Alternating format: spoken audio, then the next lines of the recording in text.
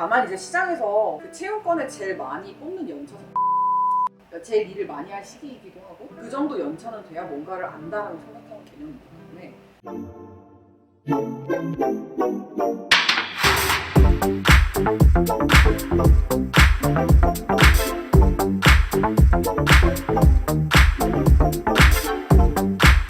안녕하세요. 오늘은 우리 무슨 얘기 할 거예요? 저희가 이직 얘기를 안 한 지가 꽤 된 것 같아서 이직에 관련해서 한번 주제를 그걸로 촬영을 해보려고 하는데요. 사람들은 왜 이직하고 싶어 할까요?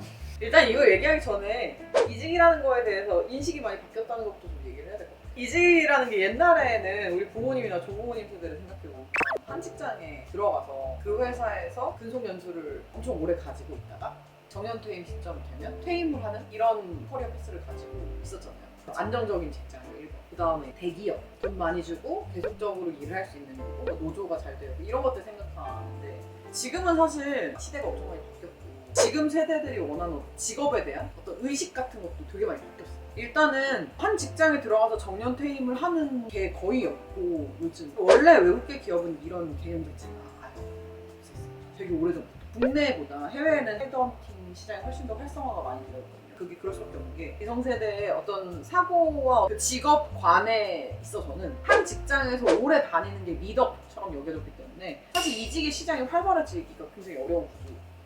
지금은 시대적으로도 그렇고 세대적으로도 그렇고 어쨌든 인식이나 이런 것도 되게 많이 바뀌었고 어쨌든 이 이직에 대한 개념이 예전보다 되게 많이 활성화가 된 상태라고 보시면 됩니다. 그럼에도 불구하고 사실 해외 시장이랑 비교를 해봤을 때 아직도 많이 경직되어 있는 게 있긴 해요. 그래도 아직은 공무원이 조금 더 낫다라고 얘기하시는 분들이 계시고 그래도 대기업을 가야지라고 얘기하시는 분들 물론 대기업이 안 좋다는 얘기를 하려고 하는 게 아니라 대기업에 가면 어쨌든 이 회사를 위한 인재를 기르는 구조이기 때문에 뭔가 직무적인 전문성을 만드는 방식이라기보다 우리 회사에서 일을 잘하는 사람이 최고인 거예요. 여러 직무로 로테이션을 하기도 하고 그 다음에 이제 지점으로 옮겨서 이 사람을 키워가기도 하고 시스템적으로 사람을 키워가는 그 문화와 환경이기 때문에 일반적으로 글로벌 기업들이 가지고 있는 채용의 시스템이나 이런 것들하고 되게 많이 다를 수밖에 없어요. 구조적으로.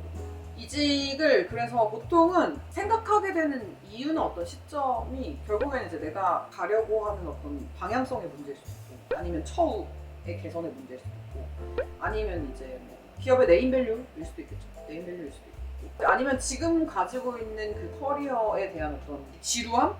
지겨움? 네, 회의감? 이런 것들이 섞여 있을 수도 있는 여러 가지인 것 같아요. 그래서 그리고 아까 말했지만 예전에 비해서 이직이 많아진 건 지금은 3년에서 5년 정도 지나면 다른 회사로 옮겨가야지가 조금은 자연스러워진 분위기가 한몫을 합니다. 근데 이제 또 거꾸로 근속연수가 오래되는 게 미덕이고 뭐 3년에서 5년 정도 지나서 이직을 하고 뭔가 이런 어떤 틀이 있는 거에 반해 요즘에 이제 막 입사한 완전 새내기 친구들을 보면 근속이라는 개념 자체나 혹은 3년에서 5년 정도 이력을 쌓고 이런 개념 자체가 아예 없이 마음에 안 들면 퇴사를 하는 경우도 상당히 많고 그래서 지금 기업들의 그 조직 문화나 기업 정책이 대부분 MG 잡기라면서 인재를 유치하는 것뿐만 아니라 인재를 지속시켜가는 거에 대한 부분을 굉장히 강조해서 지금 인사 정책을 세우고 짜고 하고 있거든요. 그만큼 유실이 많다는 거죠. 그래서 사회 문제로 지적이 되는 부분은 요즘 애들 막 끈기가 없어 이렇게 얘기하시는 분들인데 사실 그거보다는 조금 흐름이 많이 바뀌어가고 있는 거는 있고 다만 이제 그거에 대해서 너무 심각하게 막 한두 달 근무하고 그만두고 이렇게 하면 본인 커리어에도 문제가 생기고 회사 입장에서도 문제가 크기 때문에 제가 생각하기에 3년에서 5년 정도 적정 시간을 가지고 커리어를 개발하는 측면에서 이직 관점을 바라봐야 된다는 얘기를 좀 하고 싶기는 해요. 그럼 이제 코치님이 말씀하신 대로라면은 정한 이직 타이밍은 한 3년에서 5년 차를 채워야 그렇죠. 보통 그래야 이제 경력 질서에 쓸 것도 생기고 그러는 건가요? 뭐 꼭 그렇다는 건 아니에요. 뭐 1, 2년 정도 있어도 이직이 가능하긴 해요. 다만 이제 시장에서 그 채용권을 제일 많이 뽑는 연차 자체가 3에서 5년 차. 그러니까 제일 일을 많이 할 시기이기도 하고 그 정도 연차는 돼야 뭔가를 안다라고 생각하는 개념이기 때문에 글로벌 기업에서도 제일 많이 정규를 뽑는 게 3에서 5년 차. 그럼 어쨌든 앞에 1, 2년 차는 내가 뭐 죽이 되든 밥이 되든 어디서 그러니까 일을 해야 되는 거고 외국계 기업에서 계약직을 하고 아니면 뭐 국내 대기업에서 혹은 뭐 중견기업 이상 급에서 기업의 규모나 네임이 좀 있는 이런 회사에서 업무 경력을 가진 글로벌 기업으로 옮겨가는 여러 가지 방법을 통해서 원차 완전 쌓고 움직이는 형태인 거죠. 1, 2년만 경력 쌓아서는 이직이 안 되라는 얘기를 하려고 하는 거라 어느 정도 한 3에서 5년 정도를 보통 찾고 있으니 3에서 5년 정도는 채우는 게 좋다라고 얘기를 하는 거고 단인 연수가 작거나 1년이 안 되는 시기에 자꾸 이직을 하는 그 패턴이 보이면 회사에 채용을 안 해요. 그래서 요즘은 인재 유실에 대한 부분, 우리가 어쨌든 너를 채용을 해서 온보딩을 시켜서 업무 인수인계까지 시켜서 여기다 안착을 시켜놨는데 얼마 안 있다가 그만둬버리면 이게 다 비용인 거거든요. 이 사람에 대해서 나간 비용, 어쨌든 급여도 줘야 되고 채용을 하는데도 시간과 돈이 들어가고 이런 것들을 다 기업에서 돈으로 코스트가 되는 거기 때문에 기업 입장에서 싫죠. 어쨌든 이 사람이 만약에 다시 나갈 거라는 어떤 이미지를 주게 되면 채용을 아예 안 해버려요.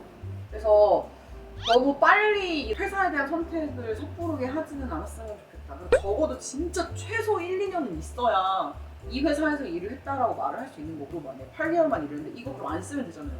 이렇게 해서 공백기가 늘어나 버리면 나이에 비해 연차가 없어져 버리는 문제가 생기잖아요. 그러니까 어느 정도 본인이 좀 그런 걸 계산하고 생각해서 움직여야 될 것 같아요. 그러니까 적어도 내가 회사를 계속 다닐 거면, 특히 이제 40대 이상까지 계속 일을 할 생각이 있다면 섣부르게 퇴사를 결정하고 하는 건 지금은 오히려 더 위험해요. 그러니까 예전에는 그래도 퇴사하고 준비해라는 얘기를 할 수 있었던 시대가 있어요. 근데 지금은 오히려 이런 부분들이 기업에서 굉장히 문제로 많이 삼고 있기 때문에 그렇게 퇴사의 위험이 높은 친구들을 잘 안 뽑으려고 합니다.